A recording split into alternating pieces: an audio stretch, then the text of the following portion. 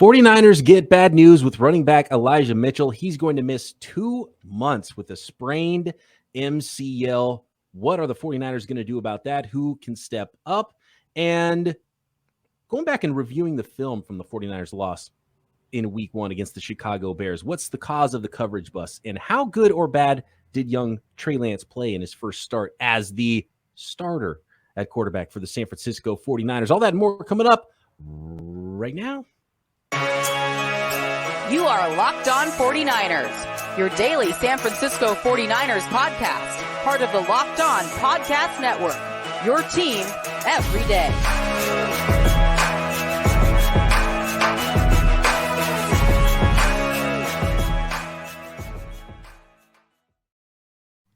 Welcome to Locked On 49ers. Brian Peacock and Eric Crocker at BD Peacock at Eric_Crocker. Thanks for making us your first listen every day here on the Locked On Podcast Network, your team every day. Today's episode is brought to you by PrizePicks. PrizePicks is daily fantasy made easy. Pick 2 to 5 players, and if they score more or less than their PrizePicks projection, you can win up to 10 times your money on your entry.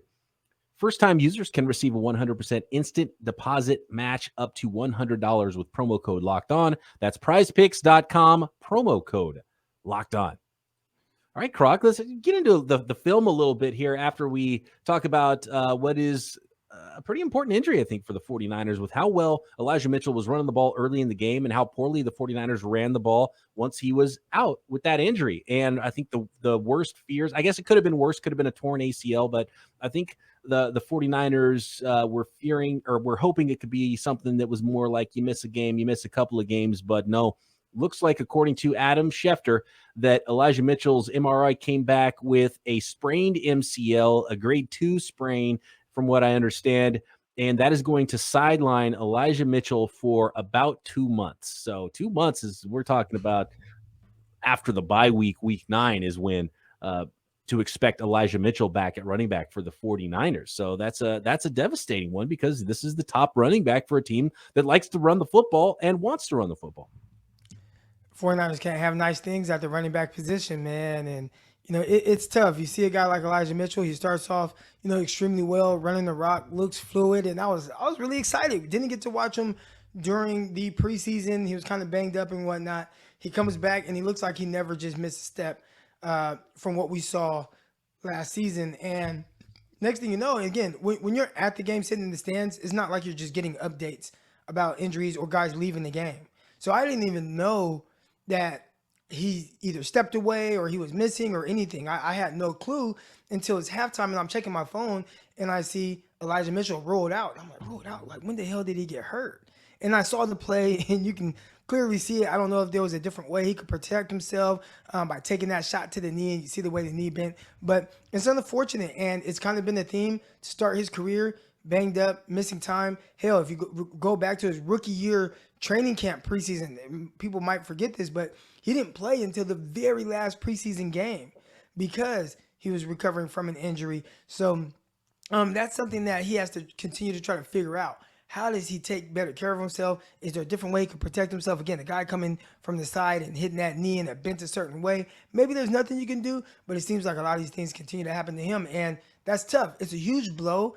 You see he's clearly your best runner.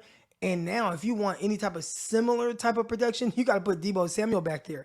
And then that takes him away from the receiver group. So tough. Got other running backs, that they really like. Jeff Wilson, got some young guys. Ty Davis-Price, we'll see what happens with him. Obviously, you have the kid Jordan Mason that a lot of people really like. And it's got to be next man up. But Kyle Shanahan talked about why they draft running backs every year. He said you can never have too many, and this is a big reason why.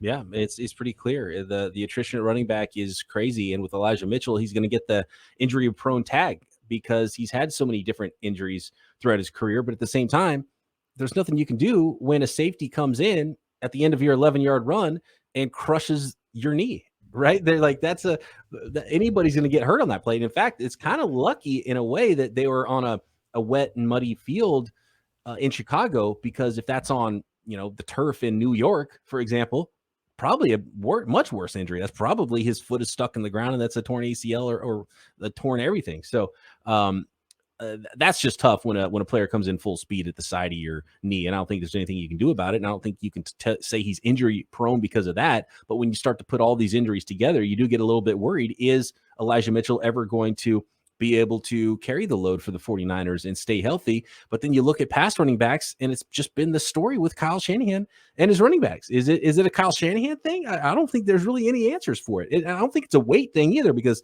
Elijah Mitchell was bigger. He got his weight up. And when you look at the numbers, basically there's a cutoff point. The way I understand it with the metrics and people who have done the research on running backs and how you stay healthy and is it weight? Do you need a bigger running back? Because I know a lot of people think, oh, you need the bigger running back stays healthier. And it's not really the case. Basically, the injury level is the same for most running backs once they cross a certain threshold. Like once you're not a scat back anymore, then your injury rate is the same as if you're 240 or if you're 210 pounds. So I don't think that's really a factor that much. I think the one factor that I read that does translate with running backs is how often are you injured in college? If you're injured a lot in college, you're more likely to be injured a lot in the NFL. And that's about the only correlation that I've found. Once you're up to a weight that's above scat back level, which most running backs in the NFL are. And the 49ers, speaking of bigger running backs, just drafted a guy in the 3rd round who was inactive for week number 1, who was a 230-pound back in college. I think he's got his weight down closer to 220, and he's got to step up now. And to be honest with you, Croc, I don't think I'd be surprised if Ty Davis-Price isn't running back 1 by the end of week 2, because that's why you drafted him. You drafted him in the 3rd round. The reason that Jordan Mason, the undrafted rookie running back, played over him on Sunday was because of special teams. And so now that all 3 of those running backs are going to be active, and I didn't see anything live during the game. I didn't see anything when I ran the game back and watched it again that made Jeff Wilson, I don't know if he can hold these young guys off, because he didn't look super explosive to me. I thought there was a clear difference when he was running the ball versus when, Debo or Elijah Mitchell are running the ball. Just doesn't have as much burst. And we never got to see Jordan Mason. So it's time. Jordan Mason or Ty Davis-Price, the rookies, one of them has to be ready to play. And I know it was Jordan Mason who had a uniform on, but we didn't get to see him run the ball last week. And I wouldn't be shocked at all if by the end of week 2, or maybe even to start week 2, Ty Davis-Price, the 3rd round rookie, is the top running back for the 49ers. I've always said that I like the way that he runs. I think right now it's still kind of figuring it out, maybe with more defined reads in the run game when you have more of a Trent Williams and Mike McGlinchey, and scheme as well. Maybe that could help him, and you could see more of just the pure raw ability that Ty Davis-Price has. Maybe that'll help. But again, a lot of people like the way Mason ran as well, and I think both of those guys would get their shot until they figure out who runs better in the scheme. And then we've seen the 49ers and Kyle Shanahan and what he does. It is next man up, but it's the next best man that's up. And he skipped over the 3rd round guy last season for the 6th round pick, Elijah Mitchell. I could see him potentially doing something like that again if Ty Davis-Price isn't running exactly how he wants him to. And maybe this is just another reason. Maybe it was the rain last week. Maybe now this Elijah Mitchell injury is another reason that Kyle's just going to continue to feature the wide back. But that's what kind of worries me about the wide back thing is Kyle Shanahan running backs continue to get injured. And you don't want Debo to become the next Kyle Shanahan running back to get injured, because then where does your offense go? Yeah, you can't have that. And it takes away from the receiver group. Now, again, I know, Debo Samuel had 8 targets in the game. A couple balls slipped through his hands. And again, the weather was crazy. I can't wait to talk about that, because there's some misconception going on with the weather. A lot about that. I got a bone to pick with a lot of people, but I'll save that for another segment. You take away from your receiver group and what makes it strong when you're already playing without George Kittle, and then you take Debo Samuel, put him in the backfield, and now you're losing that threat on the outside as well. Can other guys continue to step up and do their thing? Watch Juwan Jennings. I think he might have led the 49ers in receiving. Now it's good to see Brandon Ayuk. He caught some passes. I kept saying that it was Brandon Ayuk that caught that over route that I really liked from Trey Lance. It was Ray McCloud that caught that over route. Okay. That's why I was getting confused. Again, I was at the game, so it's not like they're like Ray McCloud. It was just, it happened. The crowd gets loud, and I'm like, it looks like Ayuk. But Ayuk was only targeted 2 times. So, and look, I think a lot of this because of the weather, And of course, the penalties, I don't think that's going to repeat itself. You know that it's going to get pounded into their heads during practice all week long with the penalties. I don't think a lot is going to translate from week 1 to week 2, and I don't think we should take too much into it, but we do have to figure some things out and talk about, and I know you're fired up about this next subject with Trey Lance, how he played now that you've gone back and seen it live at Soldier Field and seen it on tape, and what was the reason for the 2 big coverage busts, which were probably the 2 biggest plays and the 2 biggest reasons the 49ers lost the game in week 1 on those 2 touchdown passes from Justin Fields. We'll get into that next. But first, let's talk about PrizePicks, because PrizePicks is daily fantasy made easy. You can win up to 10 times your money as well on any entry with PrizePicks. And it's so much fun. In fact, I could call it up right now on my phone and make picks for this Monday night game, because we're recording before Monday Night Football here. Broncos, Seahawks, 260.5 yards I'm looking at right here for Russell Wilson. More or less than that passing yards from Russell Wilson. I think he might go big, but I don't know. With the wackiness of week 1, you almost want to take the points and take the underdogs every week here, especially at home with the Seahawks. We know how difficult it is to play sometimes in Seattle, but you can go on the over for Geno Smith if you want in this game. All you have to do to play PrizePicks, you pick 2 to 5 players, and if they go score more or less than their PrizePicks projection, you can win up to 10 times your money on any entry. This isn't like fantasy football where you're competing against a huge pool of other people. It's just you versus those projections that are available at PrizePicks. And PrizePicks, you can play every day. This is daily fantasy, and it's not just NFL either. So the rest of the week after Monday Night Football, if you're not sure, you've got Major League Baseball every day, NBA, golf, motorsports, combat sports, esports, even disc golf and cricket. If that is your thing, you can play at PrizePicks. Withdrawals are fast, safe, and easy, and entries can be made in 60 seconds or less. So download the PrizePicks app, go to prizepicks.com to sign up and play daily fantasy sports. First-time users can receive a 100% instant deposit match up to $100 with our promo code Locked On. So if you deposit $100, PrizePicks will give you $100 to play with. If you deposit $50, PrizePicks will give you another $50. Don't forget, enter promo code Locked On at sign up for an instant deposit match up to $100. Our next partner has a product that I use literally every day, and I started taking AG1, 1, because they sent it to me to try, and 2, because I loved it right away, and especially after the first week, I could feel it working, getting all those vitamins, and it was a really good way for me to stop drinking as much caffeine in the morning. And I love my coffee, so I still want to drink coffee in the morning, so I've been doing a little decaf, but I don't drink it as long all morning, every morning, because it stopped working too. So now when I have a cup of coffee that's got caffeine in it, it actually does give me a little jolt that I might need, where before it just stopped working because I was overusing it. But something like AG1 actually gives you the energy you need because it's replenishing your body with what it needed all along.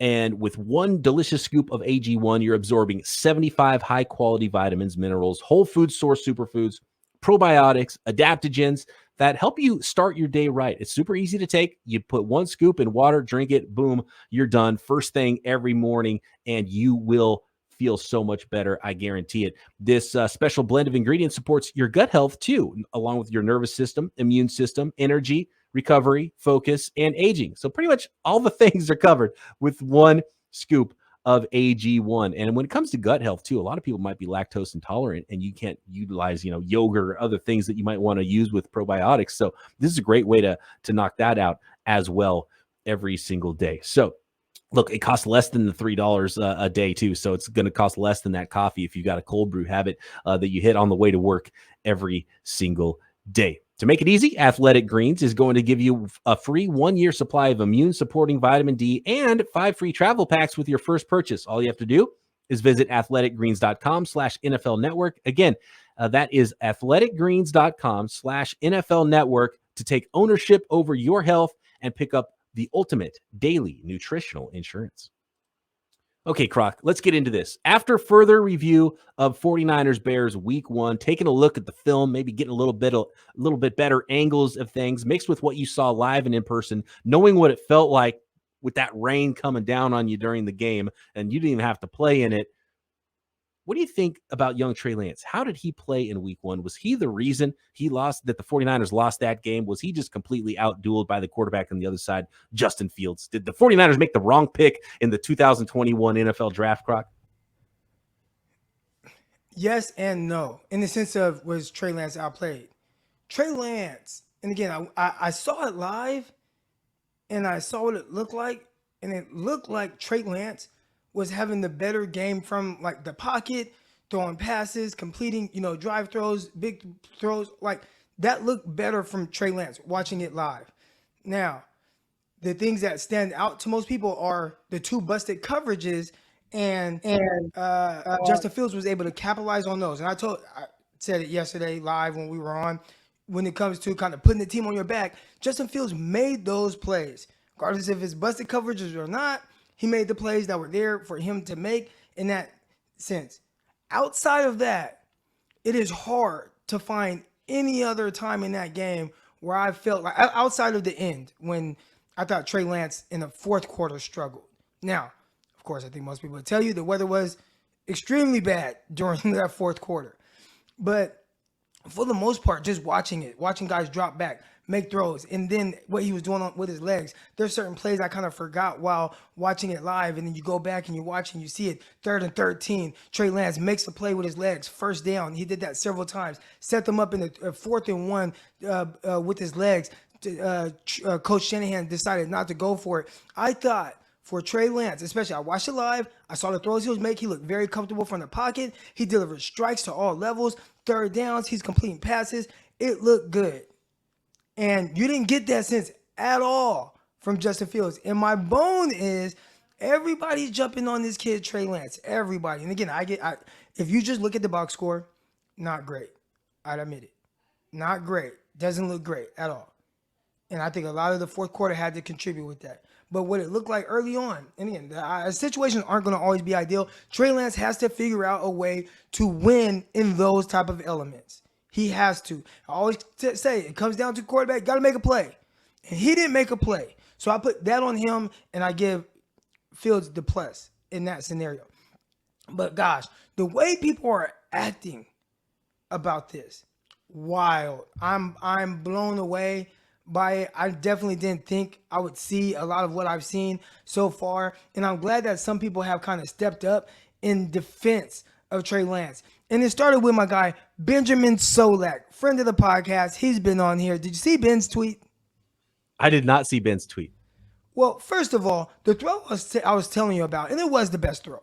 And people are, that was his best throw.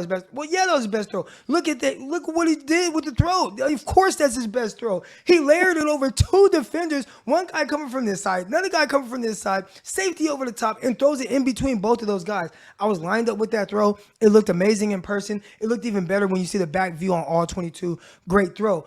That is a taste of what he's able to do. Nobody's bringing up the deep shot to Juwan Jennings. He gives you that element. Everybody been talking about the deep ball. He dropped it in there, in the bucket. You got some people saying, well, he didn't hit him in perfect stride. What?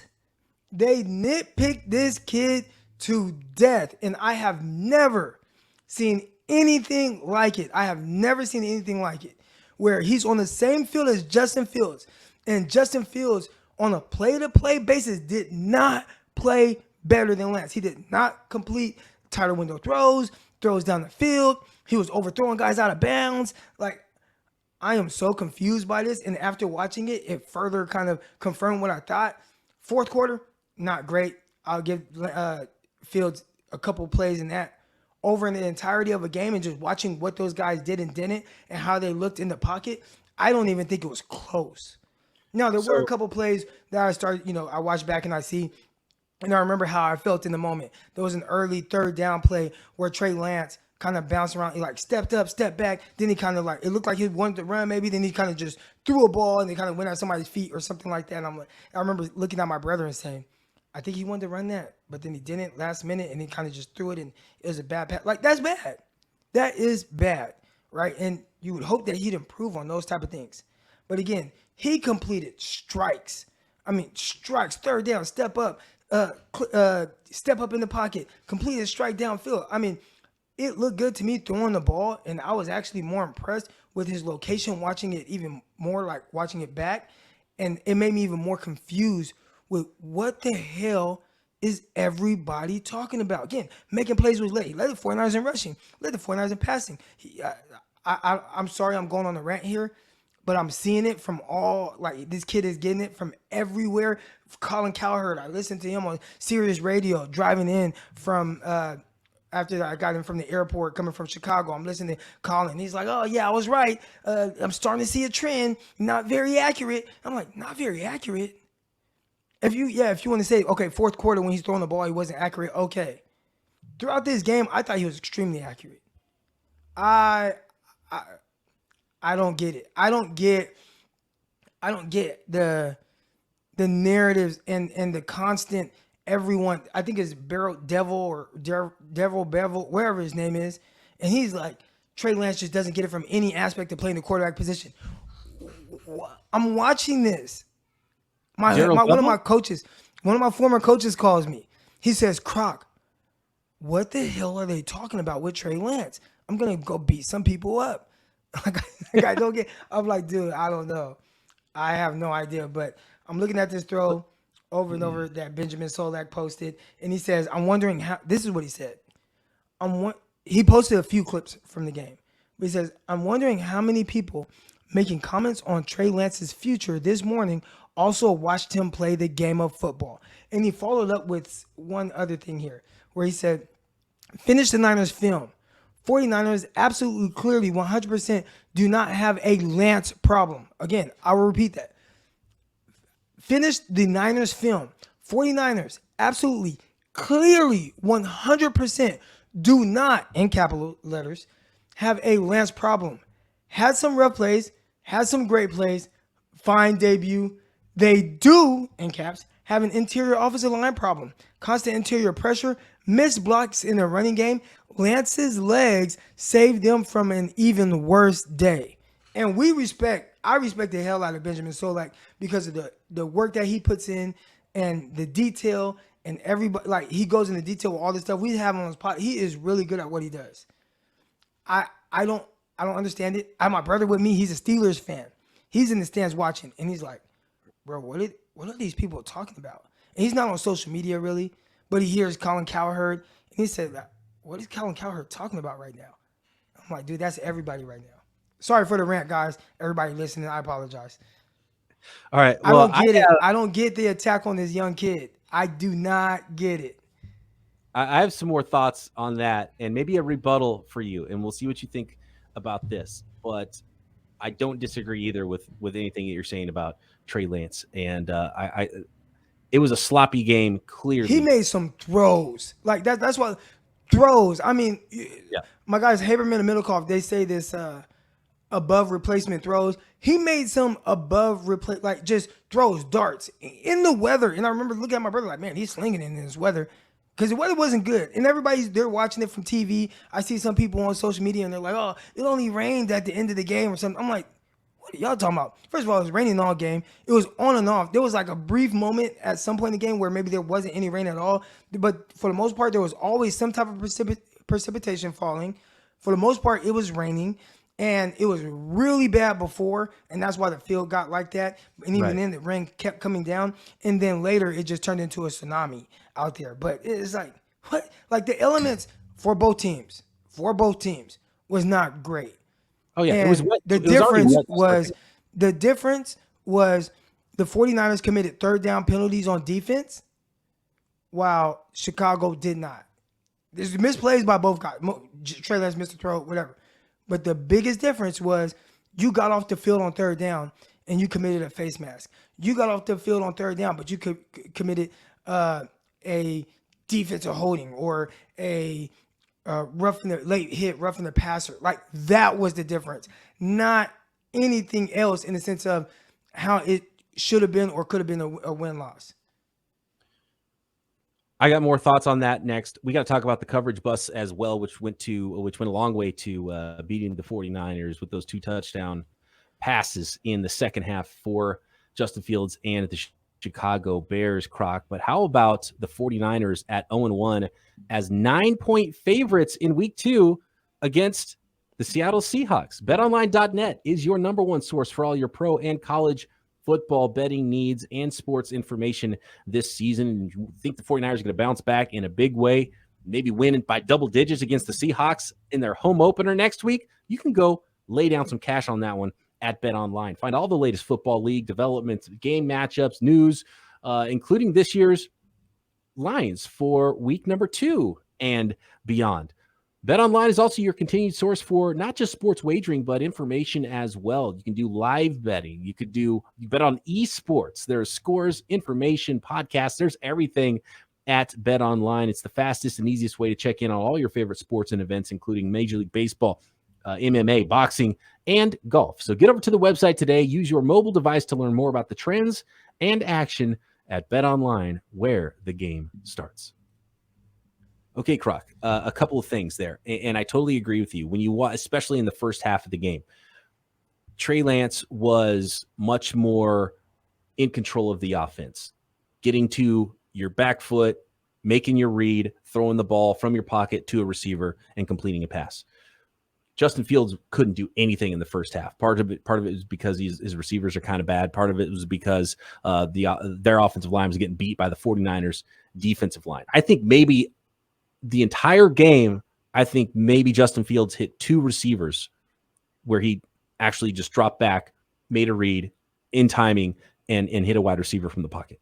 Maybe twice the entire game, right? So that's what you're talking about, where playing quarterback, it looked a lot better from Trey Lance. The fourth quarter torrential downpours, it was like I want to say impossible for both guys. I'm not saying, and I know there's going to be people, oh, Croc, it's just Trey. I'm not saying Trey Lance played great. I'm just saying I don't understand to the extent of what people are saying, and especially everything is going towards Trey Lance. Nothing, I haven't heard anyone, not one thing about the other guy that played in the same game that really it's 2 throws on busted coverages. That's kind of, people are like, oh, see? And there's a whole lot of confirmation biasness going on. But sorry, go ahead.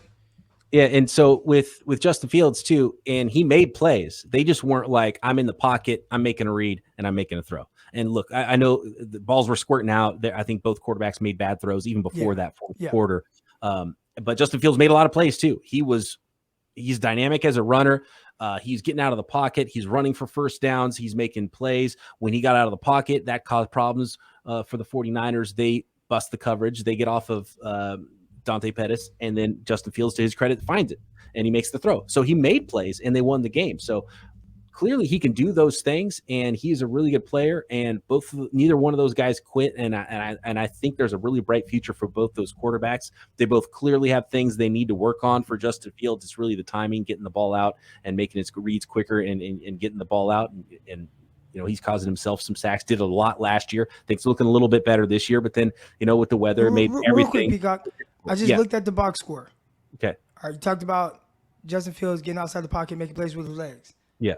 What do you think his rushing numbers were? Oh, shoot. I looked at it yesterday, and I forgot what it was now, but he was clearly their leading rusher because they couldn't run the ball. But he probably carried the ball at least 10 times for, I don't know, 50 yards, something like that. Justin Fields. Okay, real quick. What do you think Trey Lance's numbers were? Trey Lance had some of those like QB sneaks, so he didn't run the ball as many times, but I think he was in the 50-yard range as well, if I'm not mistaken. All right, so Trey Lance. Yeah. 13 carries, 54 yards. Okay. Justin Fields, 11 carries, 28 yards. That's 2.5 yards per carry. 28 yards. Like even Trey Lance on the ground was giving you more. Interesting. So I think some of those plays from Justin Fields, because it's not like he was having 1-yard runs, right? His longest was 12. Which is half of that. So he definitely ran other times for more than the other 16 yards or whatever. So there's definitely something weird with that. Like some of the plays that were pass plays that were maybe negative runs that should have been sacks weren't counted as sacks. What was the sack numbers? Yeah, he only got sacked twice. He only got sacked twice. Maybe that's what's going on. Those go towards those goes towards passing that is a little numbers. bit weird. That goes towards team passing. Right. But what I'm saying is, were there times where he scrambled and he got credited instead of for a sack, he got credited for a rush for If he negative picked yards. up a yard. So that means he ran. I don't remember Justin Fields having plays where he ran the ball that he gained like 1 yard, like 5 or 6 times. That's what they're saying. That's what I don't remember that. Do you remember that? I mean, maybe it happened and I don't remember it, but that's just kind of weird. There was a couple of like, I think on that one late hit by Al-Shaair, that was a short gain, maybe a couple yards, right? But anyway, he made plays with his legs by keeping his eyes down the field and throwing the football too, right? So that's a big part of scrambling. Twice. Really once. The big touchdown, but he made other plays with his legs too. Like, so I know what you're saying with the numbers, but that's not what happened in the game. Like Justin Fields, 11 carries for 28 yards isn't what happened in the game, is what I'm trying to say. I think maybe what it he was made plays with his legs. We saw him make guys miss, which he 100% did. Mm-hmm. And he made it tough, and he'd get outside the pocket. And maybe there was times where it was like, oh man, they can't get to him, and maybe he threw the ball away. That could have happened. Yeah, he ran for a couple of first downs too. But anyways, the bottom line is he made plays in a different way than Trey Lance was making plays. They both have a lot of work to do. My question for you, though, the final thing about Trey Lance is, do the 49ers win the game if Trey Lance hits Tyler Kroft in the first half? Yeah, I think if Debo doesn't fumble and Trey Lance hits Kroft, the 49ers 100% win. Mm-hmm. Now, again, it's tough because I think you could also say if they don't get third down penalties that keep those drives going to where the Bears ended up scoring, 49ers also win. Yep. So that's where, you get the complementary football, right? And you go back to some of the games in that weather. In 2019, 49ers playing against Washington, Jimmy G out there. The 49ers scored 9 points. Well, 9 points was enough because Washington scored 0. Right. And it wasn't this great offensive output out there, which you don't expect that typically in that type of conditions. But, it was enough because the defense. And I've always felt like, man, the 49ers do enough to pick up Jimmy G, and Jimmy G does enough to pick up the 49ers, right? It was kind of like this really good balance of not really taking over from that standpoint from the quarterback position, but doing enough to where it's like, hey, they got my back, and I'm going to do enough to get their back. And I thought for a team that is supposed to be a Super Bowl caliber team and has the greatest roster, and everybody's saying, Trey Lance is better for it because of the roster, and the roster is so good. I feel like the roster let the young kid down yesterday in a moment where that's when they got to pick him up, and they didn't. I think both the elements and both offensive lines hurt both quarterbacks to where it's almost impossible to really, truly evaluate them as players in just a weird week one. So a lot to determine for those guys' careers. And I didn't see anything that I came away thinking neither one of these guys can play, even though they have a lot of work to do as well. I think it's 100% have a lot of work to do, both of them. Both of them. Real quick with those coverage busts, Croc, on the 2 touchdowns, one to Dante Pettis and one to Equanimous St. Brown in the red zone. The Dante Pettis play, that was one of the plays that Justin Fields made with his legs. He rolled left, and when he rolled left, everybody on defense followed him, and including Talanoa Hufanga, who was the deep safety on the far side of the field where Dante Pettis caught the pass, and the linebacker in zone coverage, which was Dre Greenlaw, who was on that same far side of the field. As soon as Justin Fields took off, they both took off and followed him. There was also a crossing receiver, which I believe was the running back coming across the field right there. So everyone went that way. Dante Pettis didn't. He stayed back. Justin Fields saw it. He made the big play. Do you blame that on Greenlaw? Do we take the game ball away from Hufanga because he gave up the 2 touchdown passes? What do you have to say about these coverage busts for the 49ers that were kind of backbreaking? I think, or do you tip your cap and say, good job, Bears, you made a play? I think the throwback one is a little tough because it's essentially a scramble drill. So ideally during the scramble drill, you would like your guys to attach to someone and not just play in space because guys are just going to start running all over. And I did see a breakdown of the Chicago Bears. They actually work this specific drill where they have 2 guys that work back to the ball, another guy that kind of works across, and then another guy that works all the way backside. So the fact that Justin Fields was able to find the guy all the way backside away from the play, that is kind of by design, that he knows that he should have a guy that's out there. And when he turns and looks and he sees Dante Pettis, okay, I have a strong enough arm to get it there. I think with me knowing defense, it's a little harder in the scramble drill to kind of blame a specific person. But I would say whether it's Greenlaw or Hufanga, you would hope that one of those guys would account for Pettis and attach to him and just run wherever he runs. And they didn't do that. So it's hard for me to just be like, oh, man, like that's a blown coverage by Hufanga, because I understand just kind of scramble plays.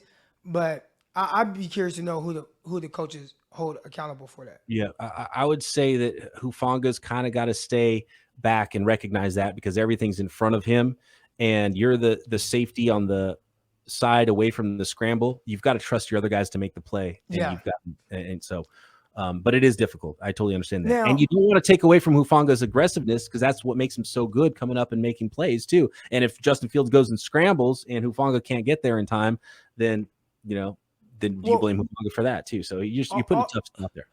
Also, I don't want to say, because I think you see a play like that and it's like, oh, Hufanga, like, oh, he's in, he can't cover. He can't cover. That's not that type of play. Right? He can't cover play if you get him caught in space and you see a guy just whoop him and blow right by him, or you see guys just kind of catching passes in his zones. Then you could, he can't cover. Like, all right, I'll give you that. But on that, where it's like, it's assignment type thing. Maybe he was confused. Maybe he didn't see him. Then, okay, that's kind of a different conversation of, why the play happened. And then we talked about the touchdown to St. Brown. And I was glad I kind of saw it. I was able to see it from the end zone view. And it was very clear. There were two things happening where it kind of put Hufanga in a really tight spot. All right. So he sees St. Brown. And he starts to go with St. Brown. And then you see him see the crosser, who nobody, and I mean absolutely nobody. Everybody was to the right of the play. And Fields had a crosser come straight across. And if he just dumps it off to him, he probably scores too. And Hufanga got caught in between, kind of seeing both guys be wide open. And I think he kind of was just like, okay, let me see how I can play this. Hopefully he throws it to the check down and I can kind of rally and potentially make an open field tackle. Obviously they threw it to St. Brown. It was a touchdown, but he got caught in a lose-lose type situation because someone else busted the coverage. There's somebody underneath, whether it's a linebacker, whether it's a nickel, whether it's another safety, somebody put him in a position. They got caught in the mesh. Guys got confused. Whatever it was, there were two guys running wide open, and Hufanga saw both of them and was just like, I don't know exactly what to do here because I'm wrong either way. Yeah, and the 10 other 49ers on the field bit on the play action. So that's the number one thing that happened with that play. And then the second part, if you do want to nitpick Hufanga, and I think it's fair to say, well, you have to pick a guy because you can't leave them both uncovered. So cover one of them, right? And cover the more dangerous player, which is Economius St. Brown on his way to the end zone, and let the guy underneath catch it. Maybe someone can rally to the football there. So that's what I would say. So, it wasn't a great play by Hufanga, but he was put in a bad spot again because of just the circumstance. And again, it's not he can't cover play, right? Right. Yeah, and I think that's the part that it's kind of a thin line when you're talking to first of all, we have great listeners. Before we get out here, I have to talk to you about our listeners at the game and just in Chicago in general. And by the way, Croc, earlier when you were just destroying people, ranting about Trey Lance, you weren't talking about our listeners, right? Not at all. They are very well educated. They are amazing. It's the others. It's the listeners of the other podcast. It's the people that I'd expect to understand more. I think it's those people that I'm talking to. Not fans. I mean, they're going to react to what they see and whatnot, and then they're going to react to what they hear from these the Chris Sims, the Bevel guy or whatever, the Colin Cowherd. They're going to react to that in either one way or the other. So I'm more disappointed with those people with how they evaluated the game. And then it's like, well, you got this little guy, Benjamin Solak, and he's able to see through all the BS and say, wait, no. Y'all, are you guys watching this? The lesson here is, why are you going to the big 4-letter, 3-letter networks for this national coverage, which is terrible. And like, I haven't been to the 4-letter network since the last Monday Night Football game last season. in 2022 haven't tuned into that network because that's how bad the coverage is with a lot of the stuff. That's why you listen to Locked On 49ers. That's why you read The Ringer and listen to guys like Benjamin Solak. This is the best coverage that exists for the sport. Go to the people that know. Don't go to the talking heads that aren't even watching the games and are trying to put a hot take out there before they even know what they're talking about. I think that's the lesson we're learning here, Croc. Yeah. I do want to give a shout out to all the Locked On 49er listeners. And look, I'm looking at the camera now. All the Locked On 49er listeners, man. I'm in Chicago and I'm walking through the airport. I'm walking through Chicago downtown. I go to the game. I go to a bar. I go to the Chicago game. I go to the San Francisco Giants versus Cubs game. And I'd say maybe 150 to 200 people probably came up to me and told me how much they love this show. Croc, oh man, I love the show. You and Peacock, you guys are my favorite. I listen to you every day. And it was nonstop. And I walked into one bar and people started cheering and they were like, Croc. And you know, I don't really do well with like attention like that because I don't know. I feel like I'm like them. Like I'm one of y'all, you know? But the love was, I don't want to say overwhelming because it was cool.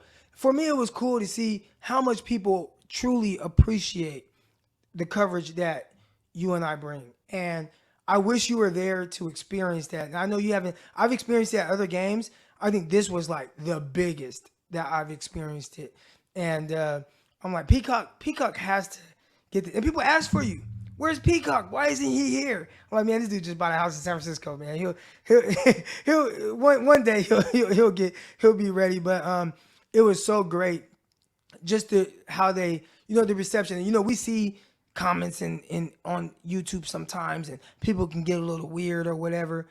But the love that everybody showed, I mean, forget those comments, man. Like that was real. That was real. I'm going to get out there with the people. It's going to take me probably a decade to financially recover from purchasing in the Bay Area. But yeah, no. Move to Arkansas, man. I just bought a house and I'm still good. You got to move to Arkansas. I'm so jealous of your situation in Arkansas. It actually looks pretty darn good to me right now. But yeah, shout out to all the listeners. We really appreciate you guys out there. We've got you covered every step of the way here, win or lose. And the 49ers are going to win more than they lose this season. And I think that winning streak is going to start here coming up in week number 2. Thanks, everybody, for making us your first listen. Croc and I back tomorrow right here, Locked On 49ers.